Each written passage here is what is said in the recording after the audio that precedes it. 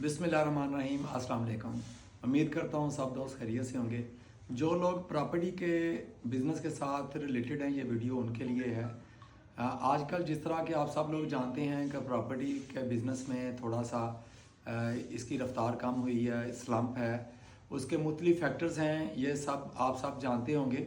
इस पे गवर्नमेंट ने जितने भी ये टैक्सेस इम्पोज किए हैं इसकी ट्रांजैक्शंस पे प्रॉपर्टी की, उसकी वजह से अब इन्वेस्टर जो है उनके लिए ख़ास दिलचस्पी नहीं रही, क्योंकि आप एक चीज़ परचेज़ करते हैं और उसकी आप एक जेन में असेसमेंट लगाते हैं कि आफ्टर 6 मंथ्स मुझे यहाँ पे 1 करोड़ रुपए के ऊपर कोई 1-2 लाख रुपए आ जाएगा। तो मतलब लोग इस तरह से अपनी रोज़ी रोटी का बंदोबस्त करते थे। अब जबकि इस वक्त जो ट्रांजेक्शन्स के रेट्स हैं और जितने ज़्यादा टैक्सेस इसके ऊपर इम्पोज हैं, तो जितना प्रोबेबल प्रॉफिट यहाँ पे हो सकता है उससे कहीं ज़्यादा गुना इस पे एक्सपेंस आ रहे हैं। और ये वो मेन फैक्टर है जिसकी वजह से ये सारी चीज़ें हो गई हैं। और इसके अलावा बहुत सारे चेक्स एंड बैलेंसेस हैं कि जिसकी वजह से प्रॉपर्टी जो है वो ट्रांजैक्शन इसकी रुक गई है। लेकिन इसके बावजूद भी जहाँ पे टाउन्स हैं, जहाँ पे कुछ सोसाइटीज़ हैं, जहाँ पे टाउन ट्रांसफ़र्स होती हैं, वहाँ पे सीन इस तरह से है कि लोग अब भी वहाँ पे चीज़ें जो हैं वो परचेज़ करने की तरफ किसी हद तक चले जाते हैं। किसी हद तक, मेरे अल्फाज पे गौर कीजिएगा, क्योंकि उसमें भी अच्छा खासा जो है वो डाउनफॉल आया। तो वहाँ पे होता ये है कि जो गवर्नमेंट के एक्सपेंस हैं वहाँ पे एकदम से आपको पे नहीं करने पड़ते, वहाँ पे इंस्टॉलमेंट अभी चल रही होती हैं, तो विद इंस्टॉलमेंट ड्यूरेशन ही वो दोबारा से फिर आगे वो उसका फिर ट्रांजैक्शंस हो जाती हैं, फिर अगले कस्टमर को वो बिक जाती है प्रॉपर्टी।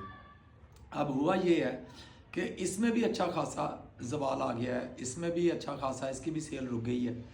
तो अब जो डेवलपर्स हैं या टाउन मालिकान हैं, इनसे गुजारिश है कि आप लोग स्ट्रेटजी बनाते हुए थोड़ा सा इसको स्ट्रेटजी को इस तरह से बनाएं, बजाय इसके कि आप हम लोगों को, हमारी एसोसिएशंस को, हमारी कम्युनिटी को आप मदऊ करें और मुख्तलिफ प्रोग्राम्स करें और हमें आप जो डिस्काउंट्स या कमीशन जो है उसको इंक्रीज़ करें।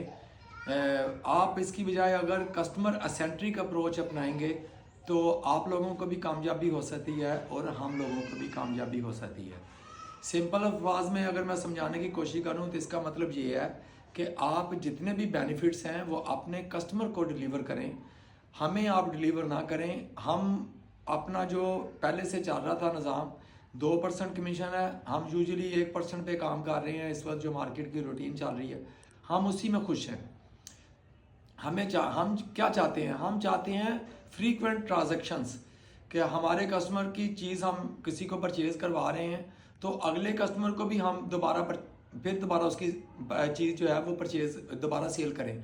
फिर इस तरह से हम एक चेन बनाना चाहते हैं कि हम 5-6 माह में या 1 साल में 4-5 एक प्रॉपर्टी की ट्रांजैक्शन करवाएं, बजाय कि मैं एक ऐसे अपने कस्टमर को हम चीज़ दे दें जिसका रेट फॉर एग्जांपल आजकल 10 लाख रुपए मरला है लेकिन मार्केट 8 लाख रुपए पे है।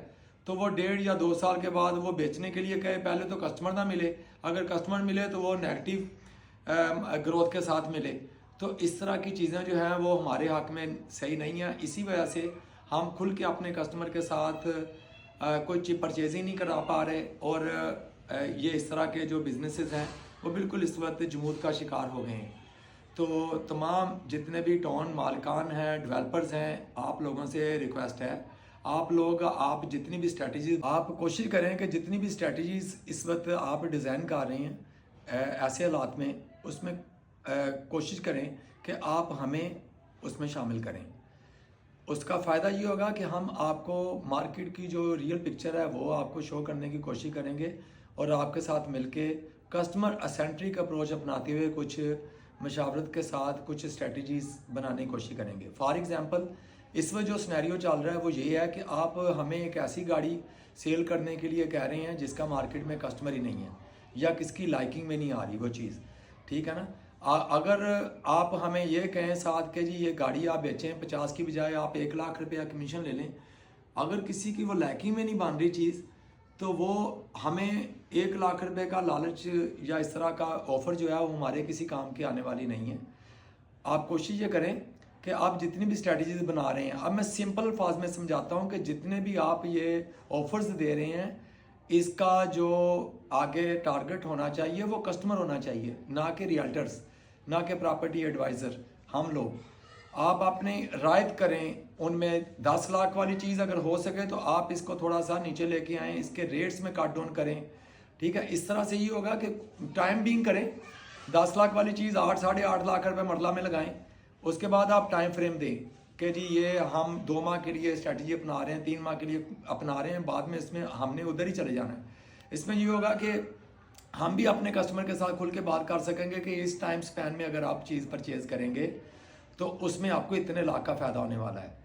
ना कि हम ये करें कि जी इसमें हम किसी कस्टमर को परचेज़ करके दे रहे हैं तो हमें 2 की बजाय 4 या 8 या 10% हमें कमीशन या 6% कमीशन हमें मिल रहा है। तो ऐसी चीज़ों से हमें या कस्टमर को कोई फ़ायदा होने वाला नहीं है, ठीक है। मिलते हैं अगली वीडियो के साथ, तब तक के लिए अपना दोस्तों का ख्याल रखिए। ओके जी, अल्लाह हाफिज़।